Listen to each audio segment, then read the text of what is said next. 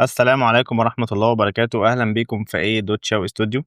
والنهارده هنتكلم على البيفل، لأن البيفل مهم جدا جدا جدا وأنت شغال في الهارد سيرفيس موديلنج، إن أنت تكون فاهمه وبتعرف تستخدمه في الوقت اللي أنت محتاجه فيه بالطريقة الصح.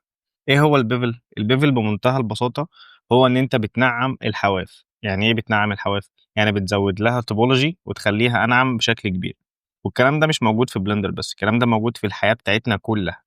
اي جسم في الدنيا انت بتشوفه هو معمول له بيفل، يعني اي جسم في الدنيا هو معمول له بيفل، حتى السكينه بتاعت المطبخ الحد بتاعها معمول له بيفل. مش ما فيش اي جسم في الدنيا شارب قوي يعني. تمام تمام. فعايزين نعرف ازاي بقى نقدر نعمل الكلام ده، ازاي نستخدمه وهيفيدنا في ايه كمان. تمام. دلوقتي لو انا جيت دوست شيفت ايه وجبت كيوب، شايف انت اول ما انا جبت الكيوب في هنا كده الحواف بتاعته باينه. طب دوت كده اسمه ايه؟ ده اسمه بيفل، ولكن البيفل دوت المبرمجين عاملينه بحيث ان هو يظهر لك تلقائي، ولكن هو هنا ظاهر لان في حاجه اسمها جرافيتي. جرافيتي ديت لو انت جيت دخلت كده من فوق على السهم دوت ونزلت هتلاقيها متفعله. لو جيت شلتها، شلت الجرافيتي، هتلاقي ايه اللي حصل؟ شايف الحواف بقت تحس ان هي داخلين في بعض، اصلا انت مش عارف تحدد فين، يعني مين اللي فوق ومين اللي تحت. فالبيفل بيساعدك انت كمصمم وانت شغال ان انت تكون شايف الشكل بتاعك ماشي ورايح ازاي. والحاجة التانية ان البيفل هو حرفيا اللي بيعكس الإضاءة صح. يعني ايه؟ يعني البيفل لما انت تظبط الإضاءة بتاعتك بيعمل معاك ظل ونور بشكل قوي جدا. تمام. فلو البيفل بتاعك مظبوط مع ضخامة الشكل هيبان اكنه ايه؟ هيبان اكنه فعلا احترافي 100%. عايزين نعرف بقى دلوقتي ازاي اقدر اعمل البيفل. وطبعا هستخدم بوكس كاتر وهارد اوبس، لو انت شفت الحلقات بتاعتهم ممكن تتفرج عليها، هتلاقيها موجودة على القناة شرح كامل. تمام تمام. اول حاجة عايزين نتكلم عليها وهم اشهر نوعين من البيفل، وهم اللي تشامفر واللي هم بيسموها فلاتن او الفلات يعني. فهنيجي هنا نخش على الايديت مود وهمسك كده الايدج دوت. الشامفر بعمله ازاي؟ تشامفر هو كنترول بي وهنزل كده بي، ده كده اسمه تشامفر. ممكن بقى اعمله بزاويه 45، ممكن اظبطه، ممكن اعمل فيه اي حاجه. الحاجه التانية هي الايه؟ هي دوت كده اللي هو ايه الفلاتن. انا كده خدت ايدج وعملت له بيفل وزودت فيه سيجمنتس. تمام تمام. دولت كده النوعين اللي احنا بنستخدمهم. طب امتى استخدم ده وامتى استخدم دوت، وامتى اروح ماسك كده الشكل من بره وادوس كيو واعمل بيفل عادي؟ يعني بص، كل ما انا رحت كده شمال هنا بيزيد. ده كده اسمه ايه؟ اسمه الويدج. يعني انا كده بزود الجناب بتاعته. ولو حركت الويل بتاعت الماوس قعدت احرك كده هلاقي ان ايه؟ هلاقي ان السيجمنتس بتزيد. يعني كل ما انا زودت هلاقي نفسي بزود السيجمنتس اللي موجوده في النص. تمام تمام. امتى استخدم دولت؟ يعني ده كده بيفل وهمي، هو هنا ما سمعش، يعني ما اتطبقش، لكن التاني بتاع الجيومتري اتطبق معايا على طول. ايه الفرق بين الاثنين؟ تعال اقول لك ايه الفرق بين الاثنين. نمسح كده دوت، هنجيب نعمل كده مثال بسيط جدا. لو انا جيت دخلت هنا ومسكت الايدج ده ورحت دايس كده اكسترود، بعد كده عملت اكسترود تاني. تمام كده انا عملت اكسترود الاثنين دولت، وبعد كده رحت ماسك الجنب ده وعملت اكسترود ليه مثلا، هنزله لتحت شويه. تمام تمام. دولت كده انا اخدت ايه؟ هحدد كده الجزء اللي في النص دوت. تمام لوحده. يعني همسك كده الايدجات اللي في النص ديت، ولو جيت دوست على الكيو شايف هنا مكتوب مارك، لو دوست على المارك كده لوحده الاقي نفسه ايه؟ عمل لي مارك. طب يعني ايه مارك اصلا؟ المارك دوت اكنك بتعرف البرنامج ان الحته اللي انا محددها دي ما تاخدهاش في الاعتبار وانت بتنعم الشكل كله، يعني ما تنعمش الجنب ده. تمام تمام. فاحنا هنشيل المارك دلوقتي. كده انا شلت المارك اللي انا حطيته. هحدد كيو وهدوس كنترول وبعد كده هدوس على مارك، ولكن ايه؟ يعني هسحب لجوه. هلاقي نفسي ايه اللي حصل؟ عملت بيفل للشكل. ولو زودت الويل بتاعت الماوس انا نفسي بزود السيجمنتس بتاعته. فانا كده مثلا زودت تمام زي الفل، رحت طالع لبره، شايف البيفل اهو باين معاك واسع ومظبط معاك الدنيا. هاجي اروح ماسك الجنب اللي في النص دوت ورحت دايس على كنترول، رحت دايس، رحت ساحب، فهو كده عارف ان انا عايز اعمل ايه؟ بيفل هنا كمان. تمام تمام. كنترول اكس، الت اكس، واروح اعمل ميرور الناحيه التانية. شايف انت كده في ثانيه لثانيه مثلا عملت دي مثلا ممكن تكون مقدمه عربيه وتسحب وتكمل وبتاع. ولكن دلوقتي انا عايزك تركز على الايدجات. دوست كده شادو اوتو سموث، الشكل معايا بقى ناعم بشكل فظيع. طبعا الكرافيتي شغال، الكرافيتي شغال. شايف النعومه بتاعته؟ يعني هو هنا كده متظبط وانا كده عامل له ايه؟ بيفل هنا وبيفل هنا. لو جيت بقى خدته هو يعني خدت منه نسخه كده جنبيه، تعال نمسح كل الحاجات اللي معموله فيها. هندوس على كنترول تلدا، هنجيب الضبط هنا نشوف هو معمول له بيفل واحد وبيفل تاني. ده البيفل بتاعت الايدج الاولاني، ده البيفل بتاع الايدج التاني، والميرور اللي احنا عملناه. هنمسح البيفل ده والبيفل ده ونسيب الميرور زي ما هي. كده شايف الحواف بتاعتها بدأت تبان وكل حاجة. تعال نعمله بقى بالتوبولوجي. همسك دوت وهمسك دوت، كنترول بي هزود. طبعا احنا كنا عاملين حاجه زي كده، وهنا برضو كنترول بي وهزود مثلا حاجه زي كده.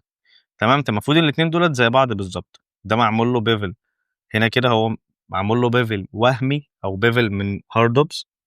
وهنا ده معمول له بيفل من ايه؟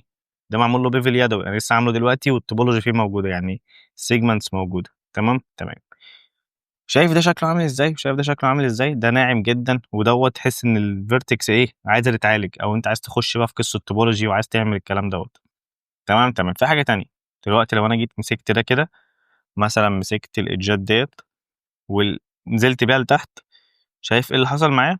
يعني مثلا عايزين بس نمسك الايدجات كلها، مسكت كده الايدجات دي كلها، رحت نازل بيها لتحت وجيت طلعت، شايف الانكسار هنا الدنيا معاك اتكسرت خالص. لكن لو جيت هنا دخلت ومسكت دولت، مسكت كده الاثنين رحت نازل بيها لتحت، شايف البيفل ايه اللي بيحصل له؟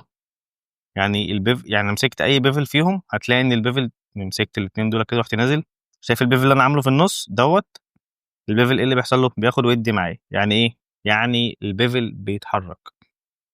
البيفل بيعمل ايه؟ بيتحرك معايا. لو انا عملت بيفل هنا وهمي كمان وجيت حركت، هتلاقيه برضه بيتحرك معايا. لكن في التوبولوجي البيفل ما بيتحركش معايا. فهمت كده القصه ديت؟ يعني بمنتهى البساطه. وبرضه هنا انا ممكن اعمل بيفل تاني، يعني انا كده عندي اتنين بيفل، ده كده التالت. شايف التالت بقى ده اللي ممكن ايه، هروح مضيق بقى كده بيه الدنيا وازود شويه واروح سايبه. شادو اوتو سموث تمام زي الفل. ممكن ده امسحه، والشفت دي هنا كده، واروح داخل كنترول تلدا امسح منه كل حاجه. امسح امسح. تمام. دي الميرور زي ما احنا كنا عاملينها. واقدر برضو اعمل له كنترول بي مثلا حاجه زي كده. زي ما احنا قلنا، لو انا جيت بقى دخلت هنا ومسكت دول كلهم ونزلت بيه لتحت، هو ايه؟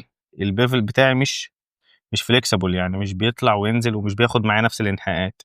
عايزك تقعد تجرب بنفسك الاثنين دول عشان تعرف الفرق بينهم. طبعا انا الاحسن دوت، الاحسن البيفل اللي هو معمول ب هاردوبس. ليه؟ تقدر تتحكم فيه بمنتهى السهوله وبسرعه كمان.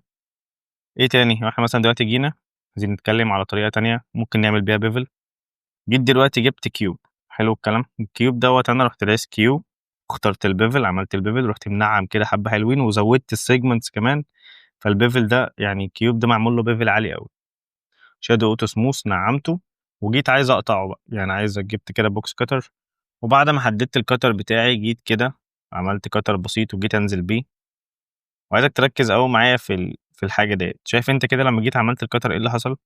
الكتر خد نفس البيفل اللي معمول في الكيوب. يعني انا عملت في الكيوب دوت بيفل ضخم، لقيت الكتر من جوه خد نفس الايه، خد نفس الكلام. تعالى كده شفت دي، ناخد الكيوب جنبيه كده شويه، برضه هو كده واخد نفس البيفل الاساسي ولكن ما فيهوش كتر. طب انا دلوقتي عايز اعمل كتر من غير ما يكون واخد الكلام دوت، يعني انا عايز اعمل كتر هنا مش عايزه ياخد البيفل الاساسي. البيفل الاساسي ممكن يبقى ضخم جدا، فلو عملت كتر واخد نفس البيفل، شايف الدنيا هتكون عامله ازاي هنا؟ شايف سايحه على بعضيها. اقدر هنا اعمل ايه؟ دي معلومه انا ما قلتهاش قبل كده. هدوس على كيو، بعد كده ادوس على اوبريشن، وهدوس على ستيب. ستيب دي هتعمل ايه؟ هتخلي البيفل اللي يعني الكتر اللي انا هعمله دلوقتي واخد بيفل خاص بيه ويكون اصغر كتير. ازاي الكلام ده؟ حدد كده وانزل نفس القطر اللي انا عملته هنا وانزل بيه. شايف هنا اصبح ان القطر اللي انا عملته جديد واخد بيفل اصغر من ايه، اصغر من ده بكتير جدا. يعني ده حاجه وده حاجه. مجرد ان انا دوست على ايه، دوست على ستيب. ستيب ده انت عرفته من خلال برضه هارد دوبس، قلت له انا عايز اصغر كل قطر انا هعمله، عايز اصغر له الايه، عايز اصغر له البيفل بتاعه. وطبعا تقدر تتحكم في كل، يعني بص هنا كل ما جيت عملت شايف الدنيا ايه، اصغر كتير. لكن هنا مش معمول ستيب. فلو جيت كده مثلا، تعالى كده نجرب، جيت هنا حددت فاجيب بنزل، هتلاقي ان كل بيفل انا بعمله واخد الايه، كل كتر انا بعمله واخد البيفل الكبير في الاغلب. يعني الكتر مش بياخد البيفل الكبير قوي دوت، لانه هيبوظ اصلا، التوبولوجي بتاعته تبقى بايظه. تمام تمام. دي معلومه مهمه جدا. في معلومه تانية برضو اقوى من دي بكتير، وهي الان بيفل. يعني ايه؟ انا عايز الغي البيفل. يعني مثلا عملت، جيت كده مسكت كيدوس اس وعملت سكيل كده في الاكس، صغرت الكيوب بتاعي شويه، وبعد كده دخلت لقيت مود، مسكت الايدج دوت كنترول بي، عملت له كده زودت سيجمنت هنا حبه حلوين، وجيت عند الجناب حددت هنا وقلت حددت الجنب ده، رحت دايس كنترول بي وعملت تشامفر. تمام. حاجه بسيطه مثلا كده، وطلعت بره، قلت اكس عكست الناحيه التانية، وشادو تو سموث. تمام كده انا عملت ايه، مجرد شكل بسيط ممكن تكمله انت بقى تعمل بيه حاجه تانية. ولكن انا دلوقتي بعد ما عملت الكلام ده رجعت في كلامي وعايز الغي البيفل اللي في النص، هقدر اعمل ده ازاي؟ يعني انا دلوقتي رجعت في كلامي وعايز الغي البيفل اللي موجود في النص دوت، بس عايز احافظ على نفس الزاويه واخد نفس الايدج، هقدر اعمل ده ازاي؟ لو جيت كده دخلت على الفيس ومسكت الفيس دوت ودوست على الالت وخدت الفيس اللي فوق ده كمان، انا عايز الفيس دوت وعايز اخواته دولت، تمام، لحد مثلا هنا. فانا عايز الغي دول كلهم، عايز الغي البيفل ده، هقدر اعمل ده ازاي؟ من مش ماشين، طبعا اتكلمت على كل ده قبل كده في مش ماشين. وجيت هنا هلاقي مكتوب ايه؟ ان بيفل. انا عايز الغي البيفل ده، طن لغالي البيفل ولكن حافظ لي على نفس الزاويه ديت. يعني هو دلوقتي لغالي البيفل من هنا ومن هنا ولكن حافظ لي على نفس الزاويه دي، حاجه مهمه جدا. وغير كده هو برضو بيروح عامل لك مارك كده، ساعات بيبقى باللون الاخضر وساعات بيبقى باللون الازرق، ولكن هو بيعرفك ان انت يعني ليه ده لونه كذا. ولو جيت مثلا خدت ايدج زي كده وعملت له مارك هتلاقي لونه ازرق. يعني ليه ده ازرق وليه ده لونه تركواز؟ لان هو بيعرفك ان هنا انت لغيت بيفل، في بيفل اتلغى من هنا، عشان دي هتساعدك جدا وانت شغال، عشان لما بتلغي بيفل من حته ممكن يأثر على حاجات تانية معاه، ودي حاجات في التصميم عميقة شوية. تمام، تعالى كده نرجع. طبعا اقدر ارجعه، يعني فاهم، لو حددت كده ودست كنترول بي هقدر ارجع نفس البيفل عادي، هيرجع معايا بالظبط. واقدر الغي طبعا المارك دوت والغي المارك دوت. ولكن انا بس كنت عايز اعرفك، نروح داخل هنا كده لغيت زي الفل كده، كل الماركات اتلغى واللون كله واحد ورجع تاني زي ايه، زي ما هو. عشان كذا حد برضه قبل كده سالته قلت له عملت بيفل اقدر الغيه؟ يقول لك لا ما اقدرش الغيه. طب الشامفر اقدر الغي الشامفر ازاي؟ اقدر امسك كده، امسك الجنب كله مثلا دول كده كلهم، روح دايس على الواي وروح نازل هنا اقول له ان شامفر، رجع لي الشامفر تاني مكانه. بس مش هينفع عند الشامفر اقول له ان بيفل، ومش هينفع عند البيفل اقول له ان تشامفر، لازم تحافظ على الجنب ده كويس جدا. شايف هنا ممكن اعمل بقى، يعني فاهم كده في حلقه بتاعت مش ماشين اتكلمنا ان انت تقدر تعمل ويز وتظبط حاجات تانية كتير جدا. تمام تمام. اتمنى اكون النهارده قدرت اوصل لك اهميه البيفل، لان حرفيا انت في حاجات معينه بتعمل فيها بيفل مليات. يعني ايه؟ دلوقتي مثلا عندي كيوب هنا، والكيوب دوت انت رحت مثلا جمعت كده اللصوص اللي على الجنب دي كلها، مارك رحت دايس عملت بيفل وزودت كده السيجمنتس حبه حلوين، طلعت كده شادو اوت سموث، ده كده واخد بيفل وهمي، يعني هو مش مسمع فيه اي حاجه. تمام، حلو. فجيت دلوقتي عايز اعمل بقى بيفل صغير كده مليات، يعني دخلت كده على الكتر، جيت انزل طبعا هنا لان البيفل وهمي ما طبقش معايا جوه، ده اللي انا كنت عايز اوصله لك من الاول. شايف انا عملت الكتر وما سمعش معايا، ده اللي احنا قلناه في الاول خالص، ان البيفل الوهمي بيكون مرن معاك في نفس الوقت لما بتيجي تعمل كتر ما بيسمعش معاك، دي حاجه مهمه جدا. طب افرض انا دلوقتي عايز اعمل، اروح داخل هنا كده ايف سكرول، همسك الكتر بتاعي واعمل الكتر نفسه بيفل، هتلاقيه راح مسمع معاك جوه. ممكن اطلع بيه كده فوق شويه عشان تبقى شايف، هنا كده اهو معمول له بيفل ومسمع معاك من جوه. هخفيه، طبعا اقدر ازود بقى السيجمنتس اللي جوه. فلكن انت دلوقتي ايه، ممكن ارجعه تاني ايف سكرول واعمل له بيفل تاني. هو كده طبعا كل حاجه فيه زادت، اخفيه دلوقتي. وبص انا كده عملت بيفل ولكن ما عنديش اي جيومتري تقيل على الجهاز، يعني انت ما تقيلش الجهاز بتاعك في حاجه ولكن عملت بيفل من جوه. تمام تمام، ده الفرق ما بين انت تعمل تروح جايب كيوب كده تاني وتروح عامل له بيفل كده. تمام كده انا عملت بيفل. لو جيت عملت هنا كتر دلوقتي، يعني جيت كده حددت وعملت كتر هنا، هتلاقي ان الكتر خد نفس البيفل اللي الكبير اللي انت عامله. يعني هو حتى بص، هو حتى وانا بنزل بالكتر هو تقيل دلوقتي اصلا، فاهم؟ يعني في تقل في الجهاز. شايف هو كده سمع معاك بنفس الكتر. لو جيت دوست شيفت ايه وجبت كيوب ورحت جايبه كده جي في الاكس برضو زي اخواته، وجيت هنا ورحت ده عملت له برضو بيفل بنفس الطريقه العاديه. تمام، وعايز ورحت جايب كتر، عايز اعمل كتر في النص، ولكن قبل ما ادوس دوست على اوبريشن واخترت ستيب. الكتر اللي هيتعمل دلوقتي هيكون واخد 50% اقل من الايه، من الكتر العادي. يعني شايف هو كده بيقول لك ان البيفل اللي جوه هنا، على بس كده نبص كويس، بيقول لك البيفل اللي جوه هنا اقل ب 50% من البيفل اللي موجود بره. تمام، جمعت كده الفكره معايا. الثلاث حاجات دولت ما اظنش ان في ناس كتير شغاله في بلندر عارفاهم اصلا، ولكن طالما انت قررت ان انت تموديل لازم تكون عارف اغلب الحاجات دي، يعني لازم تكون عارف اغلب الكلام اللي حد اتكلم عليه دوت. شكرا ليكم، وبجد بشكر كل حد بيكتب كومنت ايجابي او بيكتب حاجه ان هي تكمل، لان احنا فعلا كان بقالنا فتره موقفين. لان شايف فاهم يعني، هي دي معلومات قيمه ولكن الموضوع بيبقى عايز تعمق شويه. يعني ايه، انت مش تاخد معلومه مفيده او هتاخد معلومه كويسه، لان صناعه المحتوى حاجه، يعني صناعه المحتوى اصلا متعبه، وان انت توصل معلومه لحد دي متعبه اكتر، فان انت تدمج الاثنين الموضوع ياخد وقت طويل جدا، وعلم ما بيستناش، علم بيتطور بسرعه جدا. فانا بحاول اوصل المعلومه على قد ما اقدر.